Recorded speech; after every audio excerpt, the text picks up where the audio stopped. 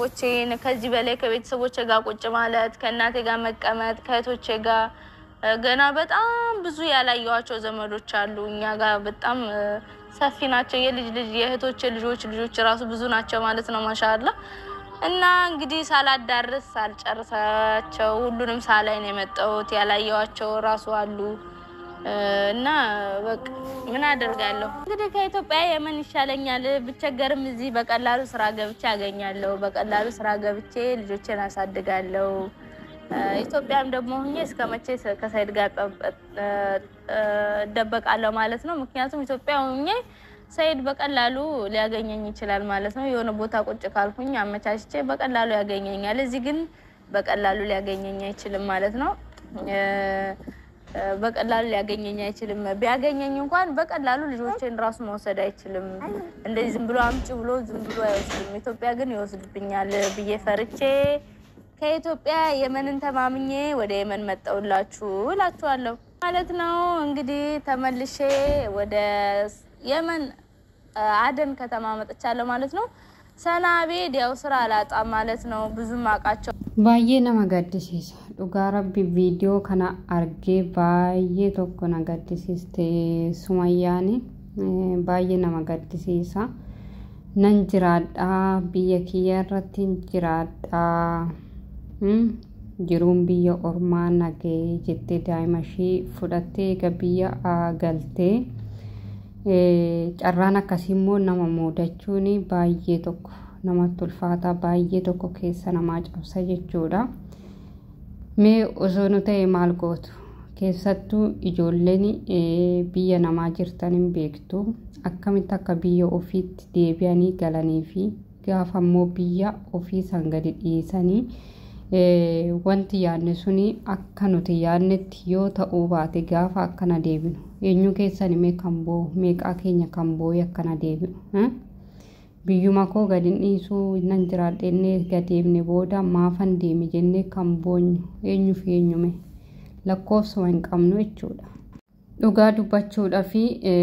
Sumayyaan gara Yemen keessatti deebitee bakka qarshiin ani yaade si qarshiin ani baay'eedha jedhee yaade biyya kootti galee nan jiraadha jedhee yaade suni akkanani jedhetti naaf hin taane Saidoonis immoo akkanani eegetti naaf hin taane sobee akka wanna na barbaadu fakkaata malee inni dhaabbata tokko hin qabu jette ka akkuma akka saree maraattu shamarritu akkas dhuftee sin jaaladha na fuudhi tunis dhuftee na fuudhi sunis dhuftee na fuudhi jettee shamarri hiriiratti baatu sana Saidoon amallisaa akkasuma jette Sumayyaan viidiyoo ishii hanga dhumaa dhaggeeffadha amalli Saidoo dubartii waliin fiigudha kun immoo jireenya koo keessatti na kuffisa malee nan jiraachisu Itoophiyaa keessattis sobee akka wanta na barbaadu fakkaata malee inni kaayyosaa viidiyoo waraabbachuuf jettee dubbattee ifatti jechuudha Sumayyaani dhugaadhuma dubbachuudha fi warroonni haadholii taatan yookiin immoo ijoollee qabdanii warri akkasuma immoo hin qabne sirriitti gadi bu'aati ilaala mee osoo sin ta'e maal gootu osoo abbaan manaa keessanii amma fakkeenyaaf biyya ormaatirra jiraattanii akkuma Saidoo kana fuudhanii wal fuutanii daa'ima horattanii cidha siif diggisee maatiidhaan wal barra jedhee deebi'ee immoo isa kana cabsee niitii biraa fuudhee irratti sinirratti fuudhee garuu akka fakkeessuu bakka fakkeessee si waliin jiraachuudhaa fi as baatee achi baate jedhee barbaadaa ture Sumayyaayi garuu isheen immoo wanta hundarrayyuu eega geesse akkas miti viidiyoo irratti sobee kolfee dubbachee akka wanta aaru itti fakkaachuu danda'a jetteeti ka bifa aaritiin kan dubbachaa jirtu inni amala dhaabbataa hin qabu dubartiidhuma faana fiigaa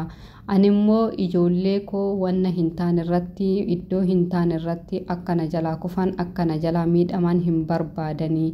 ijoollee koo miidhurraa ani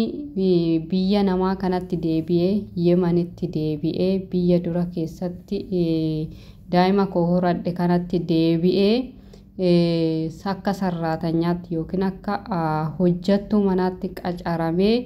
daa'ima koo guddifachuu hin dadhabuu jette dhugaa rabbii imimmaan nama qabsiisaanii baay'ee tokko natti dhagahame jechuudhaan wanna yaadadhe biyya namaatirraa galanii gaafa gara biyya sanaatti deebi'anii baay'ee tokko namatti ulfaata. Sumayyaanis ijoolleen lamaan kana qabattee gara Yemen deemu jechuun baay'ee tokko ulfaata. Salphaa fakkaachuu danda'a. Daa'ima lama qabatanii biyya ormaatti si'achi deemuu jechuun kana isiniin jechuun danda'u. Ijoolleen biyya ormaatirra jirtan hin beektu. Gaafa biyya gallee akkana gama biyya namaatti deebi'uudhaaf jennu akkatti boonyaa akkana deebinu nutu beeka. Moo ganaa maatii ofii osoo hin dubbisinii maatii kiyyarree sirriitti nagaan hin jenneeni ani ijoollee fira kootii kan obboleewwan kootii baay'eetu jira. Isaanumayyuu waliin ga'ee nagaan hin jenneeni sababbiin ani immoo nagaan hin jedhiniini tarii osoo nan olii gad deddeemaa jiruun dhufee ijoollee kana na jalaa fudhataa ijoollee kana immoo yoo na jalaa fudhatee hin argadhu. Ani ijoollee koo kanaaf jiraachuun qabaa hin argadhu ijoollee kootiif yoon jiraadhe malee immoo isaan malee jireenya hin qabu jedheen ijoollee koo miidharratti akka hin kufne jedheeni ijoollee koo qabadhe akkana gara Yemen jette. Sumayyaan rabbi si haa laaffisu wanta sitti cime si haa laaffisu ijoollee kee immoo rabbi siif haa guddisu jabaadhumaa miti. Kan biyya namaatirra jiru waa'ee rakkina biyya namaa hin beekaa namni ammaa yeroo ati bishaan faana olii gadi jejjettu kana gammachuu keessa jirtisiin jechuu danda'a. Gubaa keessi qofatu beeka. Rabbi siif haa laaffisu dhugaa baay'ee tokko natti ulfaate isiniin jedha. Baay'ee ulfaata. Qarshiinanii akkan jedhetti eeggadhee fudhadhee gara biyyaa gale suni akkanani eegetti naaf hin taane jette wanta baay'ee nama gaddisiisu. Wanta baay'eetu jira aannan ijoollee dhaabituutu jira tiraanispoortiitu jira wanna baay'eetu jira waan ta'eef kana tokko lama jedhee isinitti himuu hin barbaadu garuu hundi keessaniyyuu rabbiin keessan amantaa qabdanii Sumayyaadhaaf kadhadhaadha. Rabbi ijoollee ishee haa guddisuu fi homaa gochuun hin danda'amu. Hundinuu akkuma carraa isaatti akkuma hiree isaatti jiraata waan ta'eef homaa gochuun hin danda'amu waan ta'eef rabbiin kee siif haa laaffisu. Ijoollee keetis immoo siif haa guddisu Sumayyaa ijoollee kee akkaatti fiigduuf kana siif haa guddisu. Jabaadhu atiyyuu shamara jabduudha waan taateef jabaadhu duubatti hin deebiinii baay'ee siin gaddinii jabaadhu siin jenna.